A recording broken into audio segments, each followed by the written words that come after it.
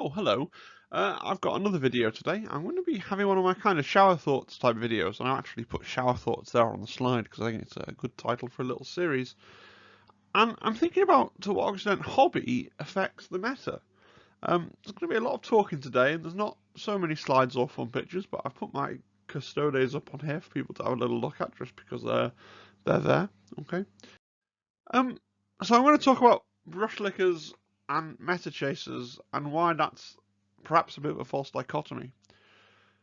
I think in the broader Warhammer hobby, there's a tendency for people to classify themselves into one of two buckets, right? You're either a kind of a hobby hero or a brush licker if you want to be derogatory about it, or you're a competitive gamer or a meta chaser if you want to be a little bit derogatory about it.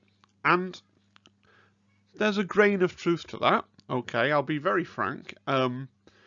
One of the things that I dislike about Big Hammer, about 40k, is whenever you're looking at discourse around building an army list, people will talk about, oh, well, of course, you'll have a main detachment that'll be, I don't know, Blood Angels, and then you might have a patrol detachment of Dark Angels or something like that. And that does irritate me, the point at which the army looks really disjointed and is painted differently and doesn't make sense in the background to get a rules-based mechanical advantage does irritate me a little bit. And as a Sisters player, it irritates me when every third tactics article is like, and of course you'll be playing Bloody Rose, and the question, but what if I don't want to paint my army red, doesn't seem to come up. And then you get the people who, they collect an army of Space Marines and they paint them purple explicitly so they can say that they're counting as whatever chapter happens to be, you know, optimum at that point. And playing that way is fine. I'm just mentioning it because it does highlight where this idea comes from. But I think that people take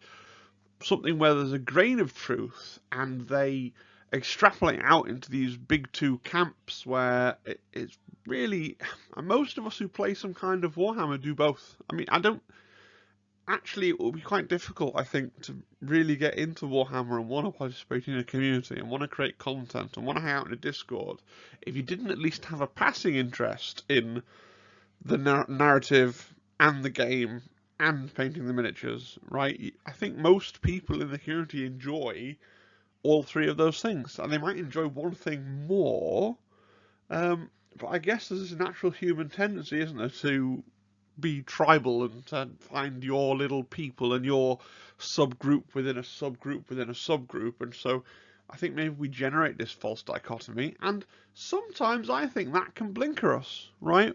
And so that's really what this video is about today, thinking about to what extent do real life and hobby concerns have an effect on the teams that we see being somewhat dominant in the meta.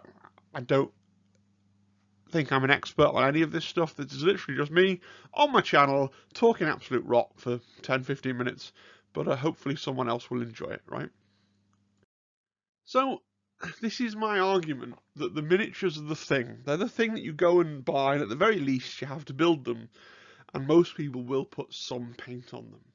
And so I think that the hobby, the miniatures, have more of an effect on the teams that people see being played and therefore doing well than people think. And I'm going to give you some examples, and I've got some stuff on the screen, but I'm going to talk around that as well and give you some more examples off the top of my head.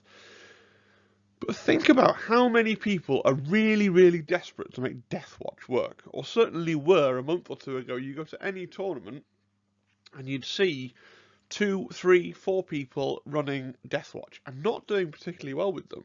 But it's such a cool idea, and the kit is awesome, and you get all these little fiddly bits, and you can make your own individual characters, and you can be like, well, this is my guy with a hammer, and this is my guy with his, you know, with his plasma gun, and this is the guy with the big heavy weapon. And it's like you're watching the, you know, the Warhammer animations on Warhammer TV, and you've got the little squad, and they're going on an adventure, and people really want that to be cool, and they're not.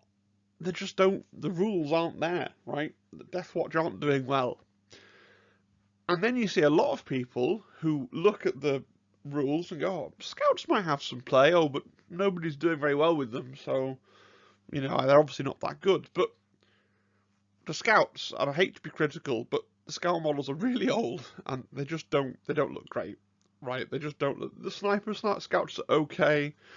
The sort of generic Space Marine scouts, they have enormous, enormous heads. They really don't look good. And so, is that why we see more Deathwatch being played than scouts? Now, in that example, people play it. That's not going to make it rise to the top of the meta. No one thinks they're great just because they're played. But I'll give you another example. Custodes.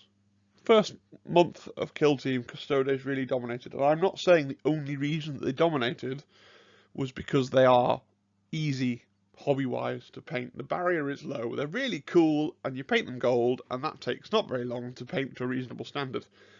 But my argument is that it helped. If you skimmed the compendium and went, oh, these look pretty good, there's not a massive barrier between these look pretty good and giving them a go, right? Whereas with something like Scouts, you might read them and think they look okay. I don't want to have to buy them and build them and paint them. Custodes, yeah, actually, I'll give them a go. They happen to be enormously good. People's suspicions were correct. Why are Harlequins only just getting to be kind of dominant now, and they were really not a massive feature in the first month or so? I don't think it's because Custodes were there sucking all of the oxygen out of the scene and meant that the Harlequin players were turning up and not playing. I genuinely think it was because a Harlequin asks for a lot more hobby time from you from a Custodes, and there is a lag there where people that wanted to get a Harlequin kill team off the ground, yeah, there would have been people with Harlequin armies that could pick their models off the shelf, but you wouldn't have got the people picking it up, throwing them together and taking them to an event because they're very intimidating hobby-wise. Likewise, people slam Kroot and go, oh, Kroot are awful. And the rules don't look great, but has anyone played Kroot? Is anybody going to give Kroot a go?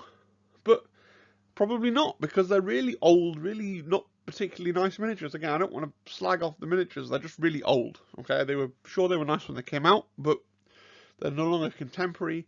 Nobody wants to pay the sort of standard price for a box of models for models that are probably older than some of the people who play the game, right? The miniatures are a thing, and I think that they affect what people try. And then something could be really good, but it's not being tried. Likewise, if something happens to be like Custodes, it's the perfect storm. Not only were they really good, but they were also really easy.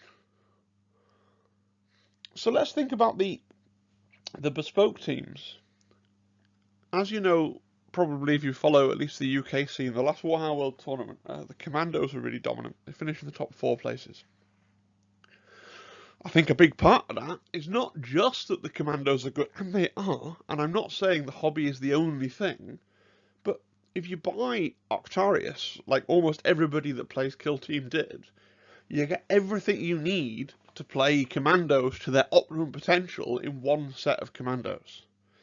Whereas with the Krieg, you need the second box.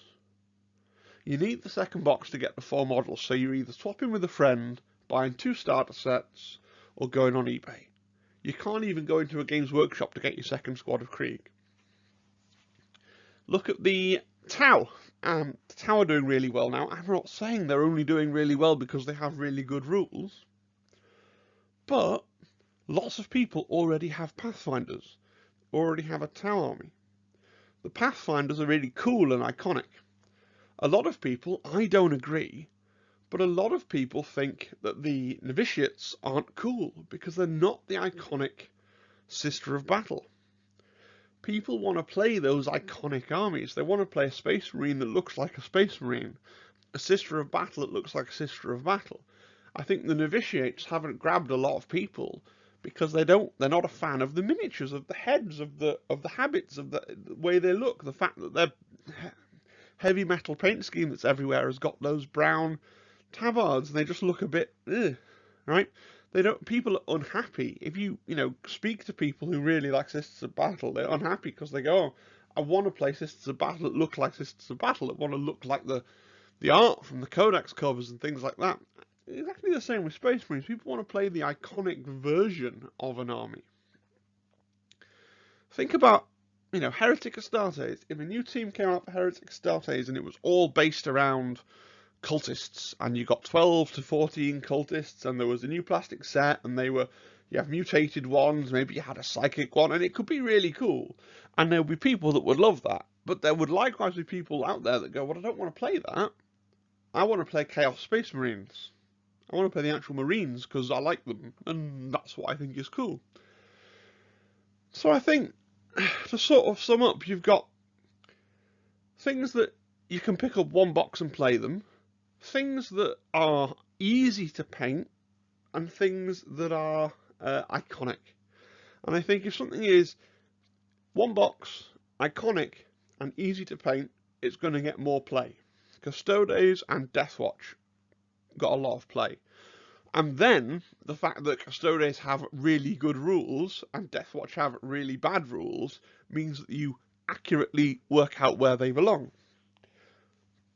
But I think there are probably a section of kill teams that we don't understand as well as we understand those two examples, because they're not getting as much play, because they fall afoul of one or all of those problems, like the Space Marine Scout kill team.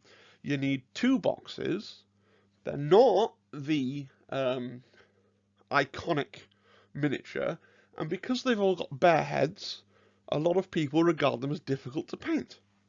So you're not seeing Space Marine Scouts, plus the models are quite old. And I'm not saying that hobby is the be-all and end-all, just that maybe it's something that people want to think about when they're having their sort of thoughts and discussions about where the meta is and how one kill team is balanced in regards to others.